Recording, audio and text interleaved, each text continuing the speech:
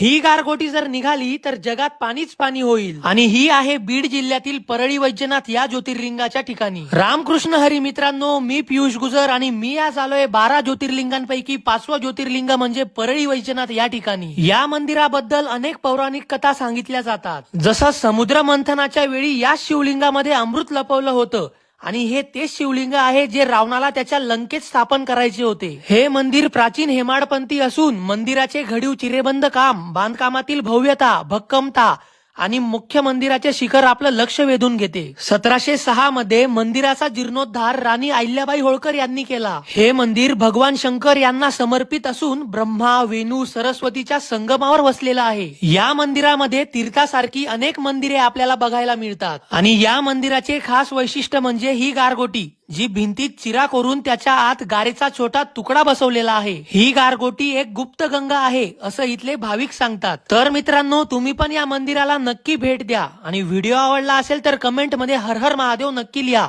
आणि या व्हिडिओला जास्तीत जास्त शेअर करा।